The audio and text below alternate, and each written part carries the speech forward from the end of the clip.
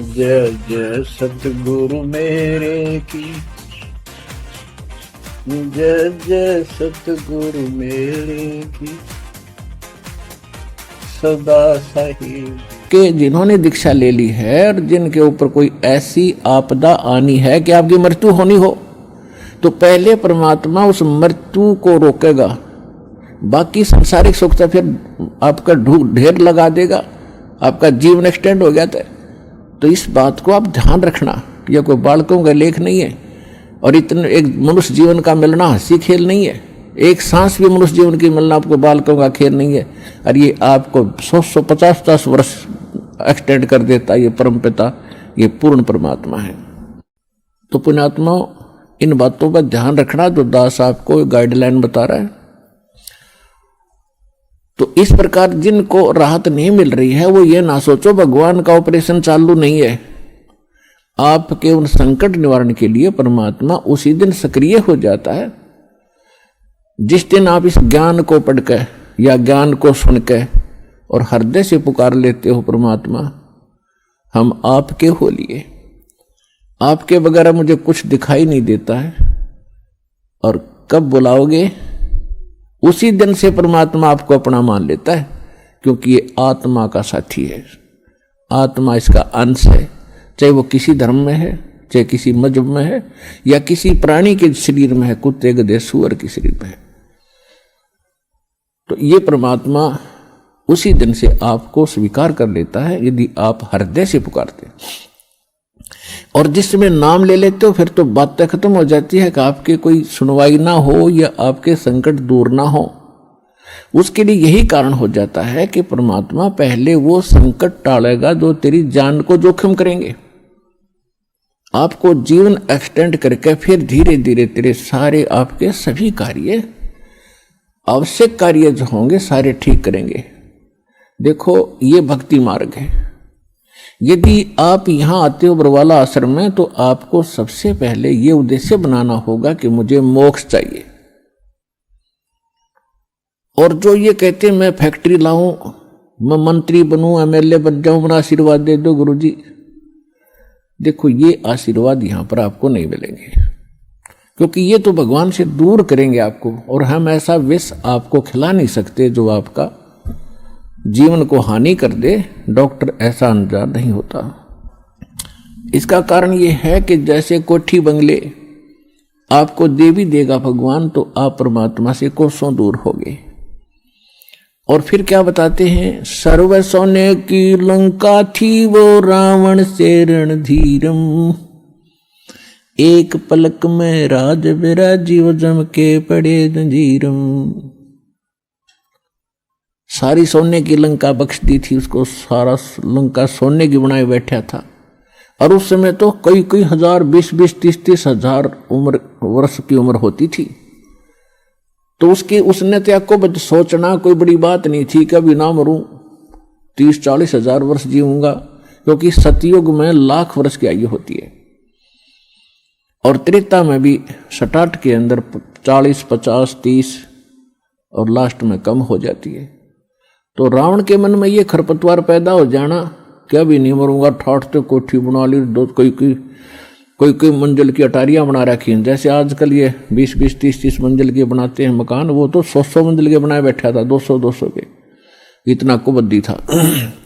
और सारे सोने के, ईंट और गारा सोने की, लिपाई सोने की। और उसने भी ये सोच रखा था भी नहीं मरूं, ऐसा बक्कल उतरा, सपरिवार नष्ट हो गया। तो कहने का भाव यह है, परमात्मा कहते हैं कि क्या मांगो कुछ थिर न रहाई, ये देखत नैन चला जग जाई, 1,00,000 पूत 1,15,00,000 नाती, उस रावण के दीवान बाती। परमात्मा कहते क्या मांगो, हमें बताते हैं कि क्या मांगोगे। रावण जितने धनी भी नहीं हो सकते, और ऐसे शक्तिशाली सिद्धि युक्त भी तुम नहीं हो सकते। और उसकी क्या दुर्गति हुई, और क्या मांगना चाहिए परमात्मा से। भक्ति दान गुरु दीजियो देवन के देवाओ, जन्म पाया भूलूं नहीं, करहूं पद सेवा हो।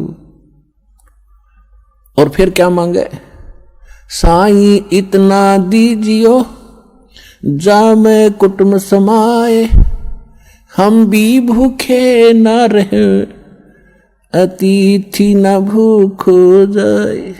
इससे अधिक मांगने की आवश्यकता नहीं भगवान से। अब परमात्मा ने सारा पता है कि इस बच्चे को क्या आवश्यकता है और कौन सा वस्तु देना अनिवार्य है और कौन सी वस्तु ये मांग रहा है, इसके लिए ये फायदेमंद है कि नहीं। जैसे डॉक्टर के ऑपरेशन यानी उपचार के अंदर रोगी ने अपनी नहीं चलानी चाहिए, डॉक्टर की ही चले, जब डॉक्टर होगा तो सही हो। और डॉक्टर के उपचार के अंदर बीच में कोई टांग अड़ाता है अपनी कि नहीं मत ऐसे कर दो ऐसे कर दो, वैसे करवा ले, लेकिन उसे लाभ कुछ नहीं होगा, वो रोग नहीं कटेगा। तो इस प्रकार से आप जिस दिन यहां आ जाते हो आप उपचाराधीन हैं। और आपका रोग कौन सा है,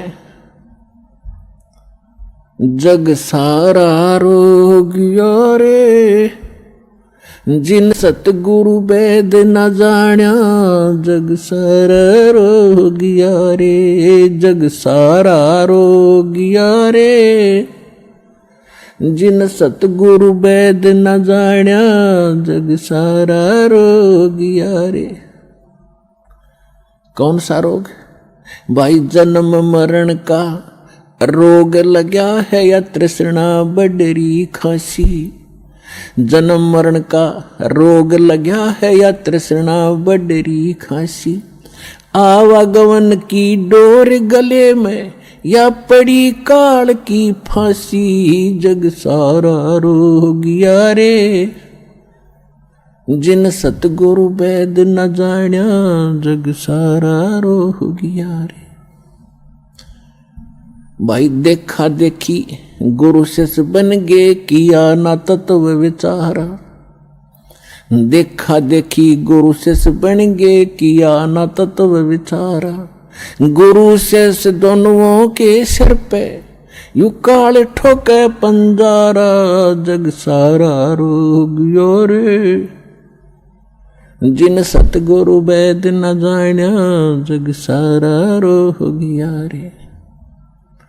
भाई साचा सतगुरु कोई न पूजे, इन झूठों जगपतियासी, साचा सतगुरु कोई न पूजे, इन झूठों जगपतियासी, झूठ अंधे की बाँ गई अंधे ने, ये मार्ग कौन बतासी, जग सारा रोग यारे, जिन सतगुरु वेद न जाण्या, जग सारा रोग यारे। भाई सार शब्द सर जीवन बूटी, घस घस अंग लगावे, सार शब्द सर जीवन बूटी, घस घस अंग लगावे, कहे कबीर तुम सतकर मानो, ये जन्म मरण मिट जावे, जग सारा रोग यारे, जिन सतगुरु वेद न जाण्या, जग सारा रोग यारे। तो इसमें यह स्पष्ट कर दिया परमात्मा ने कि आपको कौन सा रोग है। क्या बताया कि जन्म मरण का रोग लगा है और यह तृष्णा बढ़ रही खांसी और आवागमन की, ऊपर जाओ फिर वहां से अपना हिसाब करा के नीचे आओ, मनुष्य बनो, गधे बनो, कुत्ते बनो, फिर अपना टाइम पूरा करो, फिर जाओ, फिर वहां से नेक्स्ट आदेश हो गधा बनो, फिर जाओ, फिर आदेश बनो कुत्ता बनो, मनुष्य बनो, देवता बनो, फिर राजा बनो, फिर गधा बनो।